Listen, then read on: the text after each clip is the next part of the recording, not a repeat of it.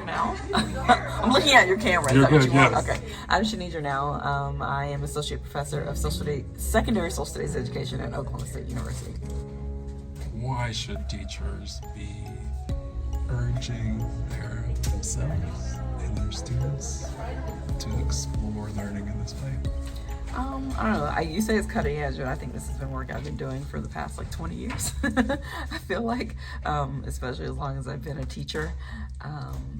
I think teaching the Tulsa Race Massacre, I consider myself a Holocaust educator as well, and I think one of the reasons that we teach the Holocaust is because there's so many lessons. It isn't, yes, we know, 6 million Jews died, and 1.5 million children were murdered. Like all these, we have these statistics and these facts, but there's so many lessons from the Holocaust. Like, what are we walking away from that event, learning, and how does it change who we are? I think the same is true with the Tulsa Race Massacre.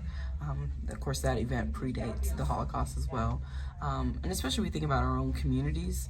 I was a teacher in Tulsa Public Schools. I work with Oklahoma educators, pre-service teachers, and those who have been in the classroom for a while. And there's so many lessons that we're walking away from. We think about the race massacre and the Holocaust as well. This is where hate takes us. So how can we change our thinking? How can we become anti-racist? How can we make sure that our classrooms and our communities are safe spaces for all of our students?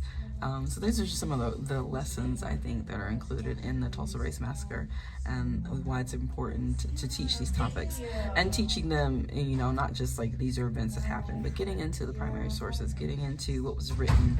We really haven't explored the photographs that we're taking. It's something that I really do use a lot in my classroom when I'm talking about this event. So like I said, there's just so many ways to kind of enter this event, and there's so many connections that we can all make to our classrooms, no matter what grade level we're teaching, what content area we're teaching. So we just want teachers this week to think about that. Textbooks are a single source. As we talked about, the danger of a single story.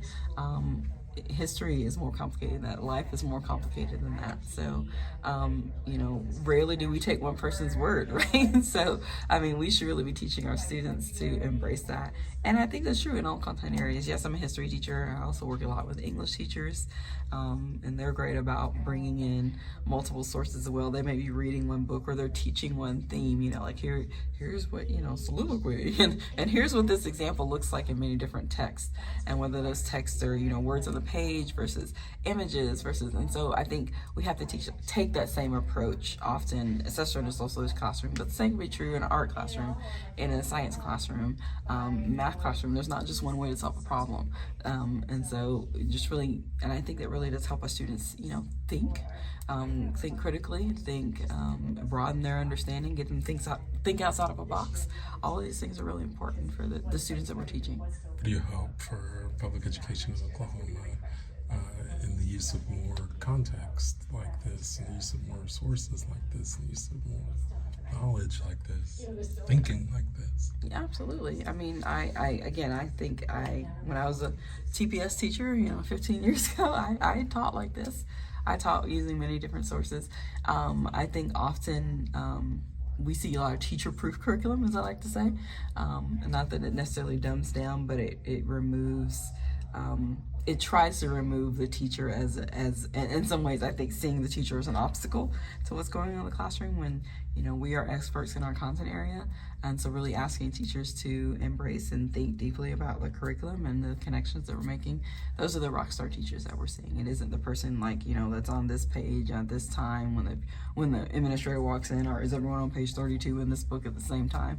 I hear about that kind of stuff going on in TPS. I've actually witnessed it myself. But that's not genuine teaching. That's not what's going to transform our classrooms and our students' thinking. Yeah, this isn't new. I think about that with even the struggles that were going on in the classroom right now, with anti-CRT and how we're making kids feel uncomfortable with the content that we're teaching. We've been fighting wars over curriculum forever. And I think it kind of boils down often to what the textbooks that we choose and the text that we choose for our students to read and things like that. But it also, in a lot of ways goes up to the teacher. Teachers are gatekeepers. And so teachers have to be empowered to make choices and make the best choices for students in your classroom. Again, I don't think often districts want that happening. Again, I talk about teacher-proven curriculum, but this is why we have professional development like this, to really get teachers thinking about, what's that, one or two things. What's in that one unit I have to teach? How can I make different choices to make sure that all of my students have a voice in that curriculum, that all of my students can see themselves in that curriculum? It's what's gonna help our students succeed in the future. So yeah, I think this is the work of an educator.